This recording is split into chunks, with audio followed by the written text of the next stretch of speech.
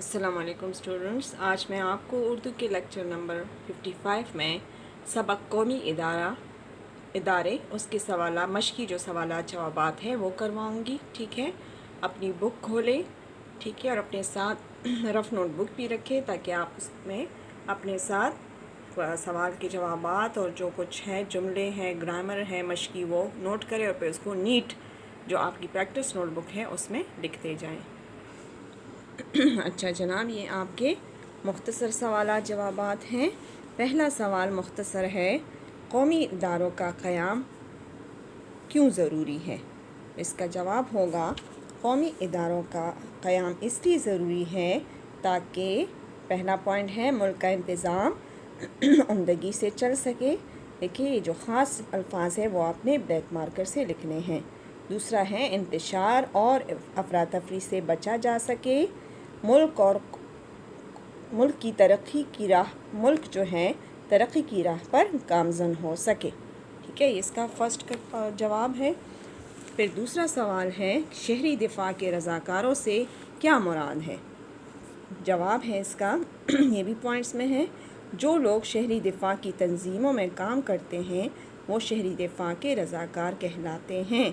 دوسرا ہے، یہ لوگ باقاعدہ ملازم نہیں ہوتے. تیسرا پوائنٹ ہے اور رضاکارانہ طور پر اپنی خدمات انجام دیتے ہیں. ٹھیک ہے، سوال نمبر 3 ہے، کم از کم 5 قومی اداروں کے نام لکھیں. ٹھیک ہے، اس کا جواب ہمارے پاس ہوگا 5 قومی اداروں کے نام یہ ہیں: ادارے تعلیم، ادارے صحت، ادارے پولیس، ادارے صحافت، ادارے پیغام رسانی. اچھا، اب آتے ہیں مفصل سوالات جوابات کی طرف. اس میں سوال نمبر 1 جو ہے مفصل سوال، تعلیم کی اہمیت پر ایک پیراگراف لکھیں.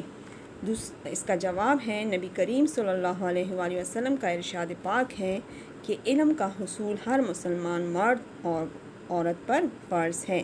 اس حدیث کی روح سے تعلیم کی اہمیت سے انکار کرنا ممکن نہیں. تعلیم انسان کی پہلی اور بنیادی ضرورت ہے. تعلیم ہی انسان میں یہ شعور پیدا کرتی ہے اور اجاگر کرتی ہے کہ وہ اپنے بہتر مستقبل کے لیے کوشش کرتا رہے. تعلیم ہی کی بدولت ایک معاشرہ مہذب تہذیب یافتہ بنتا ہے. کوئی بھی ملک اس وقت تک ترقی نہیں کر سکتا جب تک اس کے تمام باشندے رہنے والے تعلیم یافتہ نہ ہوں آئے گا. اچھا، کیونکہ باشندے زیادہ ہوتے ہیں نا. سوال نمبر 2 مفصل ہے، محکمہ پولیس کیا فرائض انجام دیتا ہے؟ جواب دیکھیں اس کا، معاشرے میں جب انتشار پھیلتا ہے تو لوگ ملکی قوانین کو توڑنے لگتے ہیں. ان حالات میں مجرموں کو پکڑنا اور ان کو سزا دینا، یہ فرسٹ پوائنٹ ہے. اچھا، دوسرا پوائنٹ ہے عوام کو تحفظ دینا اور ان کی جان و مال کی حفاظت کرنا محکمہ پولیس کی ذمہ داری ہے.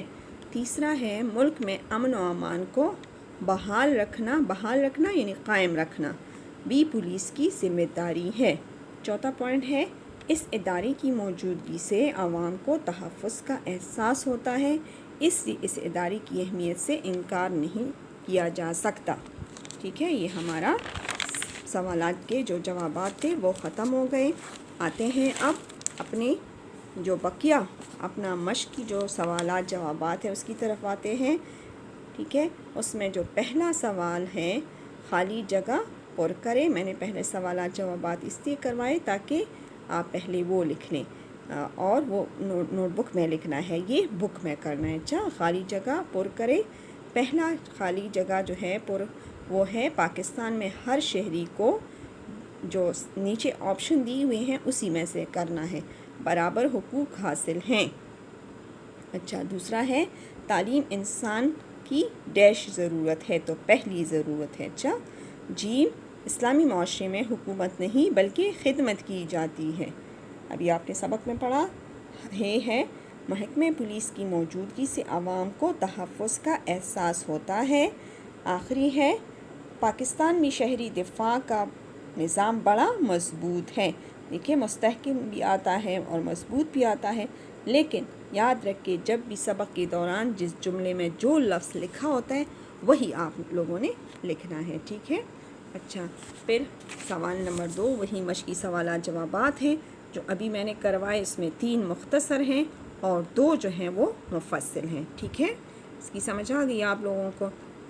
دیکھیں یہ پہلا سوال نمبر 1 جو ہے اور آخری جو 2 ہیں یہ مختصر ہیں، اور درمیان کی جو تعلیم کی اہمیت پر ایک پیراگراف اور محکمہ پولیس کی فرائض یہ مفصل ہیں۔ ابھی میں نے اس کے جوابات بتا دیے۔ اب جو تیسرا ہمارا جو سوال ہے، مندرجہ ذیل میں سے درست اور غلط جملوں کی نشاندہی کرے، ٹھیک ہے۔ ابھی جو آپ نے سبق پڑھا اسی میں سے یہ جملے آئے ہیں۔ پہلا ہے پاکستان ایک نظریاتی ملک ہے، درست ہے یہ۔ تعلیمی اداروں سے شرح خواندگی کم ہوتی ہے، بالکل غلط ہے، زیادہ ہوتی ہے۔ صحت جیسی نعمت کا کوئی نعم البدل نہیں، بالکل درست ہے۔ شہری رضاکار سرکاری ملازم ہوتے ہیں، نہیں جی، وہ سرکاری ملازم نہیں ہوتے بلکہ رضاکارانہ طور پر اپنی خدمات پیش کرتے ہیں۔ اچھا، آپ نے یہ دونوں سوالات خالی جگہ پر اور غلط درست فقرات کا انتخاب جو ہے یہ آپ لوگوں نے کیا کرنا ہے، بک پر ہی کرنا ہے، ٹھیک ہے۔ باقی سوالات کے جوابات اور آگے جو مذکر مؤنث الفاظ کی نشاندہی ہے وہ آپ نے پریکٹس نوٹ بک میں کرنا ہے۔ اچھا، درس ذیل میں سے مذکر اور مؤنث الگ الگ کر کے لکھیں۔ آپ لوگوں کو میں نے SVT میں جون کے SVT میں سمجھایا تھا اور اس میں آیا بھی ہے کہ تذکیر و تانیث کی 2 قسمیں ہیں، حقیقی اور غیر حقیقی۔ حقیقی جو تذکیر و تانیث ہے وہ جانداروں کی ہوتی ہے، سمجھ آ گئی، اور غیر حقیقی جو تذکیر و تانیث ہے وہ بے جان چیزوں کی ہوتی ہے، اس میں الفاظ بھی آتے ہیں اور اسم بھی آتے ہیں، ٹھیک ہے۔ جیسے قلم، درد، فوج، نعمت، انصاف، عمل، صحت، وطن۔ اب یہ کوئی جاندار چیزیں تو نہیں ہے نا، ٹھیک ہے۔ یہ کیا ہے، یہ کچھ اسم ہے اور کچھ جو ہے الفاظ ہے، ٹھیک ہے۔ تو اس کا جو ہے آپ لوگوں نے معلوم کرنا ہے کہ اس میں کون سا مذکر لفظ ہے اور کون سا مؤنث استعمال ہونے والا لفظ ہے۔ اس پہ آپ جملہ بنا کے بتا سکتے ہیں کہ یہ مذکر لفظ ہے یا مؤنث استعمال ہونے والا لفظ ہے، ٹھیک ہے۔ جیسے قلم، میرا قلم ٹوٹ گیا، مذکر ہے۔ درد، میرے سر میں درد ہو رہا ہے، ہو رہا، ہو رہی نہیں آئے گا تو مطلب یہ مذکر ہے۔ فوج، پاکستانی فوج، بڑی فوج، کہتے ہیں نا بڑی فوج، تو یہ مؤنث ہے۔ نعمت، صحت اللہ کی نعمت ہے، کی نعمت ہے، مؤنث۔ انصاف، مجھے انصاف ملے گا، ملے گی نہیں، مذکر۔ عمل، ٹھیک ہے، عمل، نیک عمل، میرا عمل نیک ہے، میری عمل نہیں، میرا عمل، علی کا عمل نیک ہے۔ صحت، صحت اللہ کی، اچھی صحت اللہ کی نعمت ہے، اچھا صحت نہیں، اچھی صحت۔ وطن، میرا وطن، میرا وطن مذکر، ٹھیک ہے، صحت مؤنث ہے، سمجھ آ گئی۔ اچھا، دوست کے نام امتحان میں کامیابی پر مبارکباد کا خط، یہ آپ اس کی پریکٹس کر سکتے ہیں، پریکٹس کر لے لکھنے کی۔ اچھا، مذکر مؤنث، اس کا طریقہ میں نے آپ کو سمجھایا بھی تھا SVT میں، لیکن پھر بھی بتا دیتی ہوں کہ آپ 2 کالم بنا لیں، جس طرح آپ الفاظ معنی کے لیے کرتے ہیں تو 2 کالم بنا لیں۔ ایک کالم میں ہیڈنگ دے دیں مارکر سے مذکر الفاظ اور دوسرے میں لکھے مؤنث الفاظ، تو اس میں جو مذکر الفاظ ہیں وہ مذکر والے خانے میں لکھیں اور جو مؤنث استعمال ہونے والے الفاظ ہیں وہ مؤنث میں لکھیں، ٹھیک ہے۔ اس طرح ایک طریقے سے آپ لوگ کام کر لیں گے۔ اچھا، ہوم ورک آپ لوگوں کا کیا ہے کہ یہ آپ لوگ لکھ لیں، سوالات کے جوابات پریکٹس نوٹ بک میں لکھ لیں اور یاد کر لیں، سمجھ آ گئی۔